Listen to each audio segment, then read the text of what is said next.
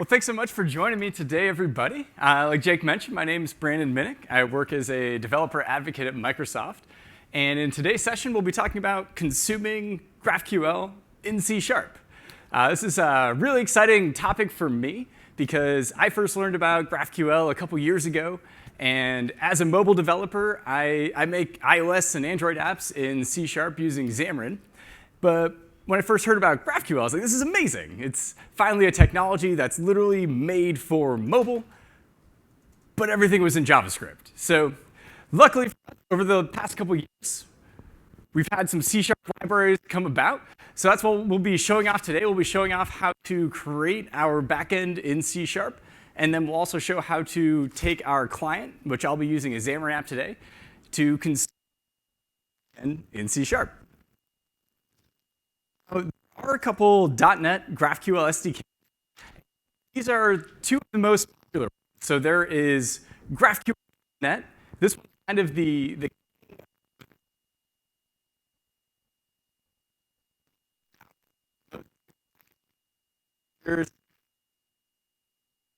I've cut out here, but this is the one we'll be demoing today. Like I said, it's the most popular. It's still, in my opinion, has a little bit more to go, a little farther to go, but it's about 95-95% there. And then there's another one called Hot Chocolate. This one is kind of an up-and-comer in the .NET GraphQL scene.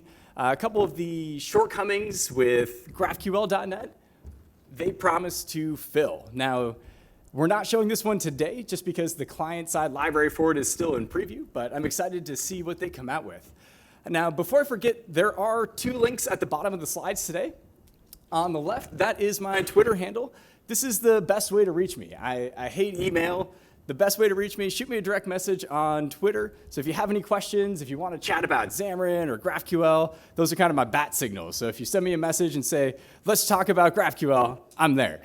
And on the right side of the slides, this is a web page I put together just for us, just for today. And this is where you can find everything that we're going to cover. So this is where you'll be able to find the slides. And the code that we're about to dive into is all open source. And I've saved that repo up on GitHub for us. And so don't worry about memorizing anything today, because it's all available on GitHub. On Monday, when you get back to work, you can share that with your friends and colleagues and go, oh, yeah, that's right. That's how this guy did it during his talk. So that being said, let's dive straight into the code. Now, I have here a mobile app. So let's go ahead and relaunch this here. There we go. So this is an app that I put together to view a list of my favorite dogs. I'm a dog owner. I love dogs, and so why not have an app where it's nothing but my favorites? And you'll notice right now it's just empty, and it's empty because we haven't completed our GraphQL backend yet. So let's check out what we do have. And I'll go ahead and run the API now, because I've gone ahead and done a lot of the boilerplate code for us already. So first things first, we are using the .NET GraphQL library. So this is just a NuGet package, and it's just called GraphQL, so pretty easy to remember. And this is also the same creator. It's just got some extra common libraries in it. And what we have so far is we've created a GraphQL backend that has queries, but just one query. And we can query for a specific dog. And so here on the left, I've typed in my dog's name. My dog's name's Kirby. And when we click go, there we go. So we'll see all the information that comes back. Now, there's something I don't like here, and that is we're using the word title. It's my dog's name is Kirby. It's not his title. And the reason this is like this is because, well, the code I kind of copy and pasted from a different library that was meant to show all kinds of images. It could show images of scenery. It could show images of technology. And we're using it for images of dogs. And so let's fix that first. Let's jump into our code. And let's jump into our graph type. So what we see here is the object that we've created to return from our GraphQL API all done in C#. Now, what we've done is we've actually referenced our C# model. So this dog images model, if we go to that declaration, look at it side by side, this is just a C# model. It's just a plain old C# object that has some of the properties that our dogs will return. So we have our breed, the dog's birthday, coat color, and it also inherits from image model. And let's make sure that's in the project. There we go. So, and then images model, this is kind of that base library I was talking about where it could be any kind of image between scenery or whatnot. And so here is where we also have values like its avatar URL, the website, and then there's that title. So back here on our GraphQL server, we have our dog images graph type that also inherits from this images graph type. And if we jump into that, we'll also see the same fields here. So what we do in the .NET GraphQL SDK to create a GraphQL object, we inherit from this object graph type. This is included in the .NET GraphQL SDK. And what we do, we just pass in a specific type. And so in this case, we're using a little fancy C# inheritance here to say that that type will always be an images model, like we see here on the right. And then we can choose what fields we want to expose for our GraphQL backend. And what's really neat about this is we are able to reference this model. We're able to keep everything strongly typed. And so to expose the field like, for example, avatar URL, I just say x goes to x.avatar URL, and the GraphQL SDK takes care of the rest for me. It figures out that avatar URL is a string, and so what we see here is that avatar URL returns a string. And in this case, avatar URL is also non-nullable. So the way we've done that is just by saying false. If we had put true here, then this string could be null. So pretty cool, pretty easy. I like the fact that it takes advantage of these strongly typed objects and does this for us. But what we were saying earlier, we don't want that to be title anymore. We want this to be name, because like I said, Kirby is my dog's name. It's not really his title. So let's change that to name and run this again and see what we get.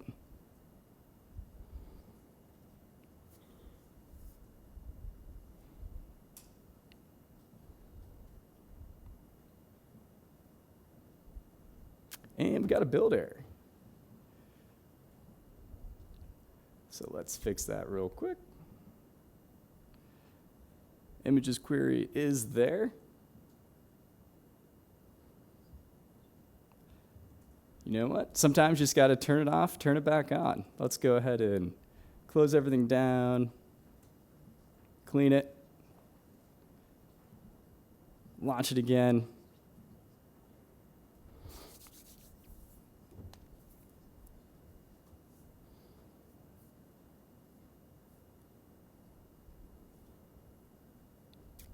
Give that a minute to update. Grab all those NuGet packages. Looks like our red squiggles are gone now, so that's good. Nope, red squiggle's still there. Nope, okay. Build it, ship it.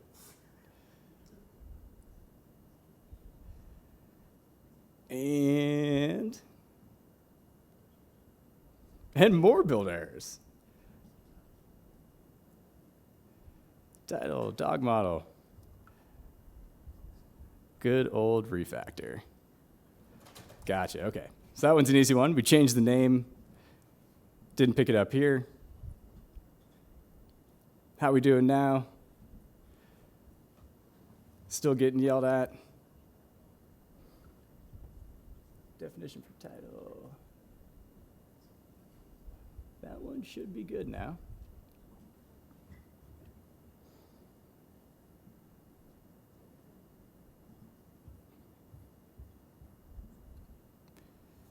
Name. Oh, that one right there. All right. Refactoring on the fly. We did it. So now we launch it. we should get yelled at. There we go. So now we're getting yelled at because our query now shows that dogs don't have titles, they have names. So let's go ahead and fix that. And now we should see Kirby's name. All right, we did it. So now what we could do, we could take this and we could connect this directly to our mobile app now. But to be honest, it's not best practices for GraphQL, because what would our mobile app have to do? If we wanted to get a list of dogs, we would have to make multiple dog queries back and forth between our GraphQL API, and that kind of kills the point of GraphQL. So let's add in another query that allows us to return all of the dogs. So let's jump into, let's go ahead and close some of these, close some of these. There we go. Okay, so this is our existing query. And again, the way we create our queries with the .NET GraphQL SDK is we define the fields that will return. So this dog image is graph type. This is the graph type we were just looking at. So this is the type that we defined that GraphQL will be able to return. And what we've done, we've given it a name. And so if we look side by side,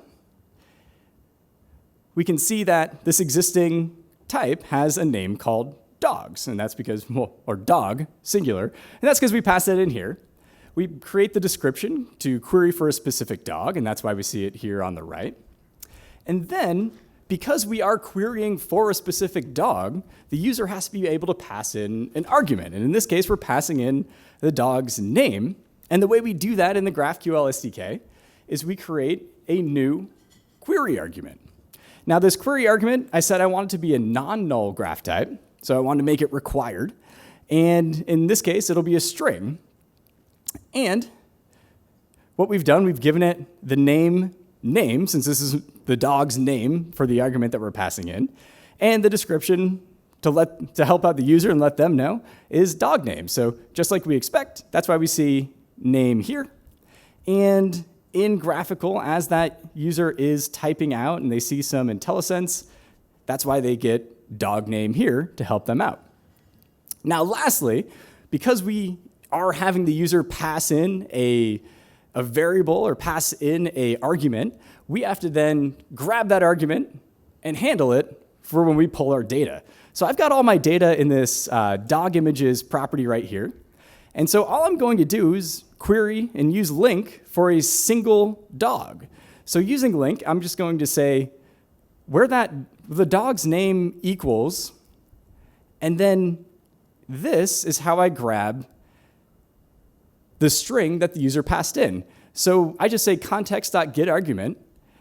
It'll cast it for me automatically as a string type, and I tell it that the argument I'm looking for is name. So it's the same name that we defined here. This is how it'll pull it from the query, and so that'll return the single dog for us. So great. But what we want to be able to return all the dogs. So let's create another field here.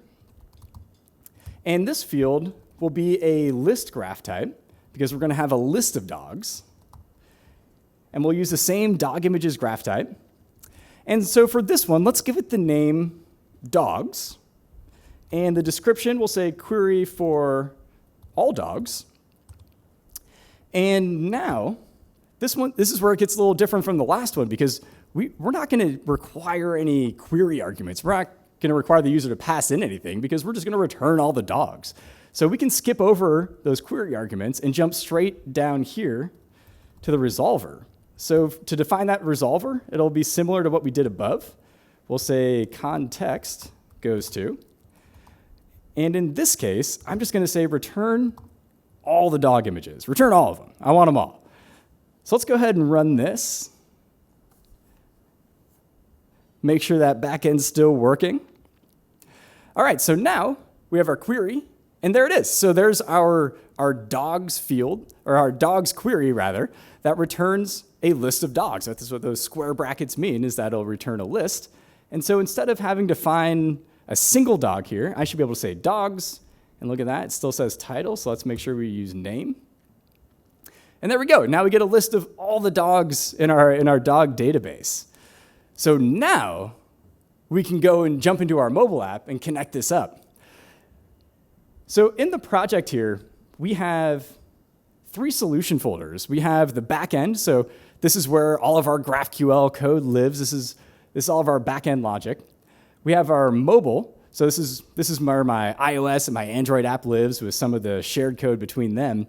But we also have this common folder, and this is kind of cool about being able to do all this in .NET is we're doing it all in the same language, so we can do it all in the same repository, and we can share code. So this common folder, this is where my dog images model lives. This is where my images model lives. So the same models, these files, these same C# objects, we're going to be using for our mobile app. So jumping into that mobile app, let's stop the backend and let's kick it off manually down here. And just make sure that's still running. Great. All right, so jumping into our code, I have a method down here called execute refresh dog collection command. Now, it's a lot of words, but all that means is this is the method that executes anytime a user does a pull to refresh or anytime the user launches the app. So this is what's going to be querying our GraphQL backend. Now, on the client side, we're still using that GraphQL SDK, but just a little different. We're using GraphQL.client. So it's still part of the same library, but this one is specifically for client-side usage.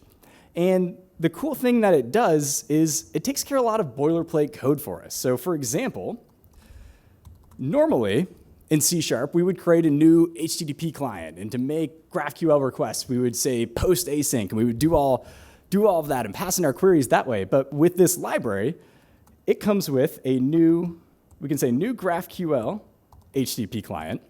And this is just using HTTP client under the hood, but it's taking care of some of that boilerplate code. So what we can do is pass in our GraphQL options, and this is where we'll set the endpoint. So I've already grabbed the URL for this. I mean, it's just my local host.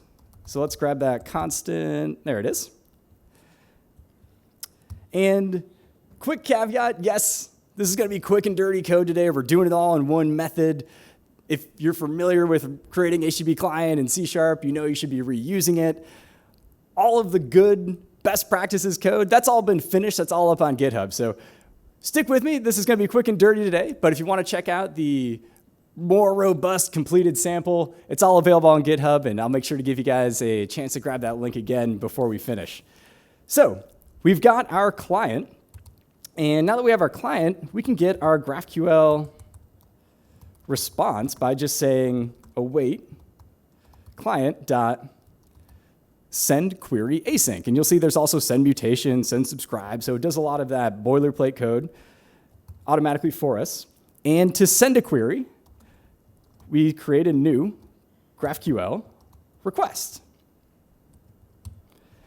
And this GraphQL request contains a couple properties. So this is where we could pass in variables if we had any. But for this example, we're just going to pass in our query.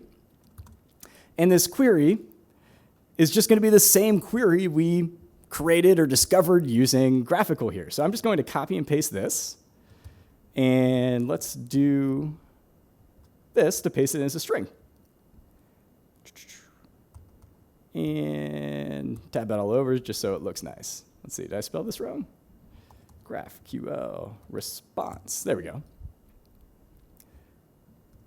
Forgot to give it a variable name. All right, so that's our response. And so now we've got the response back, but that response just comes back as a JSON payload. You know, maybe it's got data, maybe it's got errors. What do we do with it now? Well, we can actually cast it, or rather deserialize it straight into a list of our dog images. So the way this works, let's call this dog images. Nope, there we go. We can take that response, and it has a method called getDataFieldAs. Now this is a little kind of a funky way of saying it, because like, what does that mean? What is a data field? Well, if you remember with GraphQL, whenever this JSON response comes back, the first object is always data. And then it's inside of that data object is where the fields we want are, the fields we requested are. So inside of data is this dogs field, which is our list of dogs. So for this, what it's actually asking for is what is that field inside of data. So in our case, it's dogs, and we'll pass in the type as our list of dog images model. And one more bracket there. And that's basically it. So now we've gotten our dog images back from our GraphQL backend, and now we can just add it to the UI. So we'll say for each dog in dog images, we'll go ahead and add that into our collection. Say collection.add, and pass in our dog.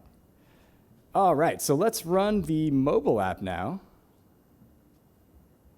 and see how it looks. More compiler errors. Way to go, .NET. Catching all my typos today. So let's give this a minute to build. There it goes.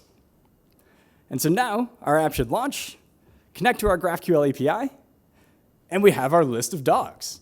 And we can click on any of the dogs if we want to see a little bit bigger the profile picture. Maybe we'll take a list of the more images that come back, and we can do more with this. But what we've seen here is just with a couple lines of code, thanks to these GraphQL SDKs, we can easily create our GraphQL client. We can easily create GraphQL queries, get GraphQL responses.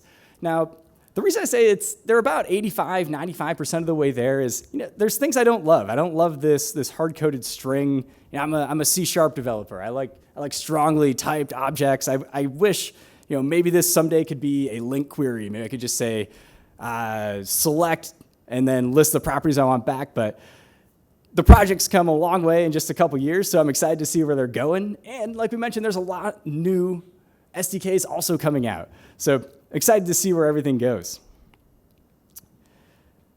All right, I told I'd give you one more chance. So if you haven't already, now's your chance to take out your phones, grab a picture of this slide, because this is where you'll find everything that we covered today. This is where you'll find these slides, even though there's about 5 of them. You can share those with your friends and coworkers. The code is all available. So we have the completed demo that we just put together here live in the session. And then I also have a couple other Xamarin apps that are consuming GraphQL APIs that you can check out and see how we've implemented those. And I've also included a bunch of links down at the bottom of the slide. When I was learning GraphQL, it was kind of tough finding helpful resources. There's a lot of stuff out there. Some of it's helpful, some of it's not. So I included a list of all the resources that were helpful to me when I was learning about Xamarin and GraphQL, and I know they'll be helpful for you too as well. Thank you.